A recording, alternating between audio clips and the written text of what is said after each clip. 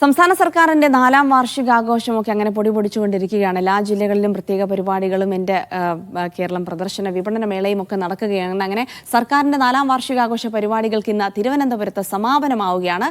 എൻ്റെ കേരളം പ്രദർശന വിപണന മേളയും ജില്ലാതല യോഗങ്ങളും ഇന്ന് അവസാനിക്കും. രാവിലെ 10:30 തിരുവനന്തപുരം ജിമ്മി ജോർജ് സ്റ്റേഡിയത്തിലാണ് അവസാന ജില്ലാതല യോഗം. വൈകിട്ട് പുത്തരിക്കണ്ടം മൈതാനത്ത് ആഘോഷങ്ങളുടെ സമാപന സമ്മേളനം ആരംഭിക്കും.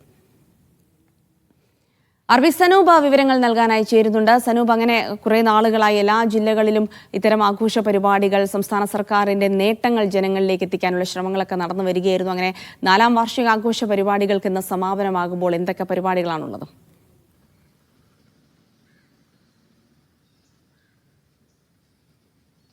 ജിൽസി, ഏപ്രിൽ 21 കാസർഗോഡ് ആണ് ഈ സർക്കാരിന്റെ 4ാം വാർഷികാഘോഷങ്ങൾക്ക് തുടക്കമായത്. അത് ഇന്ന് തിരുവനന്തപുരത്ത് അവസാനിക്കുകയാണ്.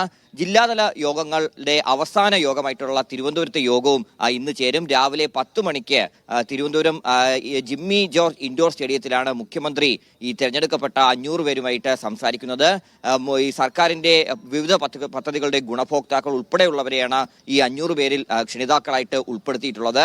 അതിനുശേഷം വൈകുന്നേരം 5 മണിക്കാണ് പുത്തരിക്കണ്ടം മൈതാനത്ത് പൊതുസമ്മേളനത്തോടു കൂടി സർക്കാരിന്റെ 4ാം വാർഷികാഘോഷങ്ങൾക്ക് സമാപനമാവുന്നത്.